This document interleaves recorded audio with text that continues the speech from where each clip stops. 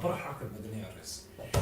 الحركة الوطنية بخير، الحركه المدنيه. والحركة المدنية أيضا بخير. بص، الحركة المدنية تحتاج كثير من التماسك والتطوير والاتساع والمبادرة. لسه بتعول عليها يا استاذ حمدين؟ بالتأكيد، لأننا لابد أن أعول على حقيقة قائمة على الأرض. الموجودة على الأرض سلطة بلغت مبلغها من العجز عن حل مشاكل مصر، وأخذت النصيب الأكبر في أي سلطة شاهدناها من عدم الرضا الشعبي نتيجة سياستها.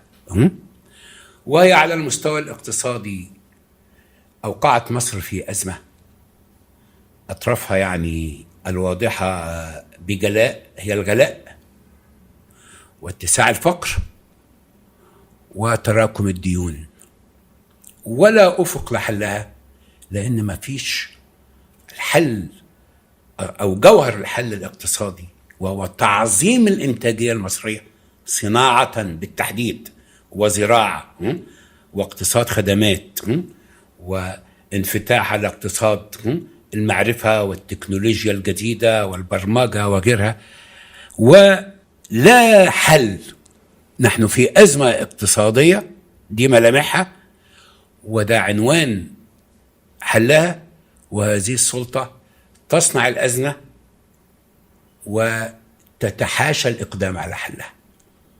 2، احنا في أزمة ديمقراطية خانقة، لأن مساحة القمع والمنع في مصر غير مسبوقة، وكما أردد كثيرا حتى الملل، نحن نعاني من تضخم العضلات الأمنية وضمور العقل السياسي.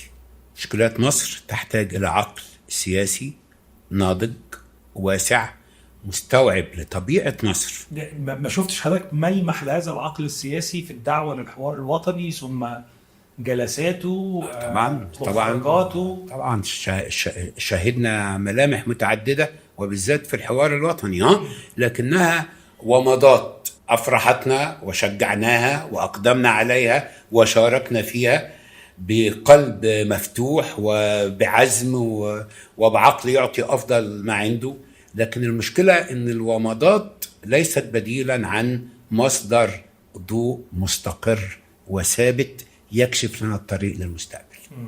هي بتنور كده وترجع تضلم، يعني تعطي السلطة إضاءة قصيرة المدى، تعطي مساحة من الرؤية ثم تعود إلى الإظلام التام.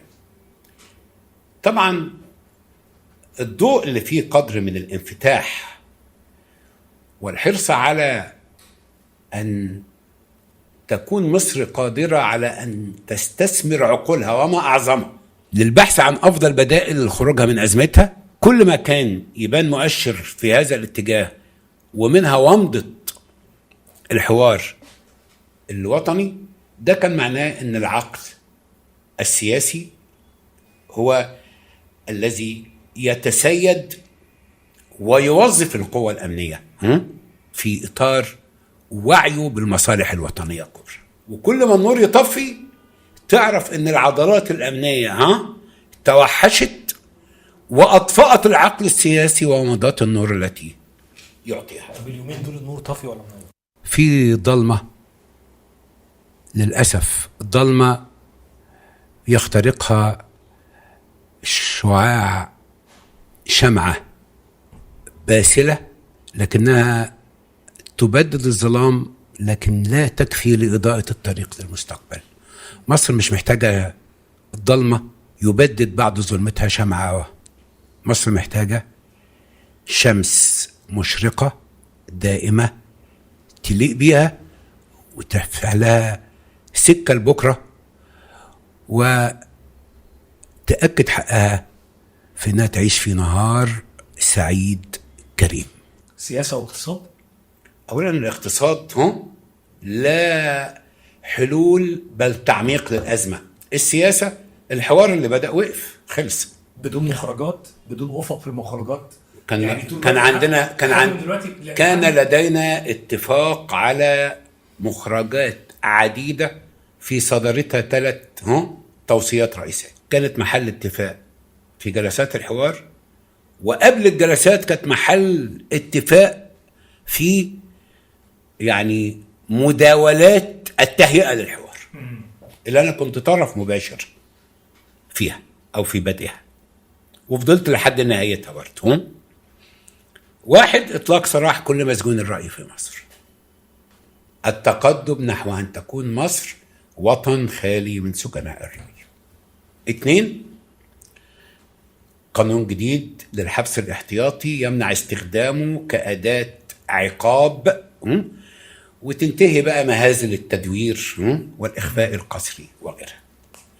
3، قانون جديد للانتخابات يكون في صلبه نظام القائمة النسبية مع ضمانات نزاهة معقولة للانتخابات.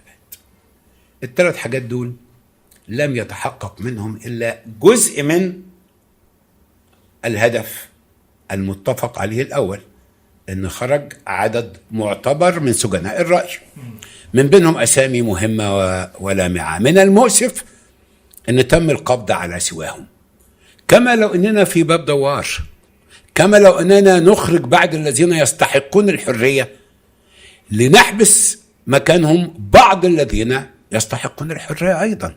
وده معناه إن المنهج قائم لم يتغير، أن العضلة الأمنية لازالت أقوى من العقل السياسي.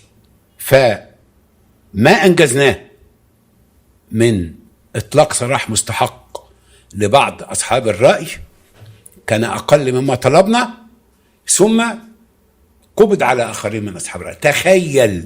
تخيل وأنا بقول تخيل بانزعاج شديد، حاجة كده تشبه مرور السفينة الإسرائيلية في قناة السويس. تخيل ان الشباب اللي طلعوا يقولوا فلسطين عربية تسقط الصهيونية من سنة ألقي القبض عليهم ولسه محبوسين لحد النهاردة. يعني مصر اللي مش قادرة تقدم لغزة حقها في الإنقاذ من الجوع والعطش والتدمير، حتى المصريين اللي بيهتفوا لغزة تودعهم في الزنازين ولا تطلق سراحهم بعد عام. في استهانة بقيم القانون، بقدر هذا الشعب، بكرامته، بحقوقه، بنصوص الدستور.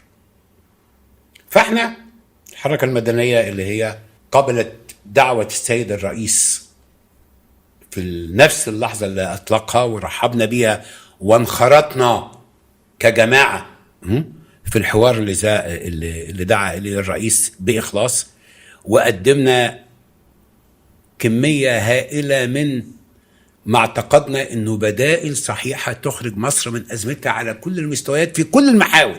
وبالنسبة طبعناها في كتاب قد كده اسمه افق الخروج. قدمنا افضل ما لدينا عشان نتجادل مع افضل ما لدى السلطة ونطلع بافضل ما يمكن ان يخدم الناس ويحقق لمصر حقها في ان تخرج من ازمتها وتبقى قدامها طريق للمستقبل منور، سكة سلامة مش سكة ندامة.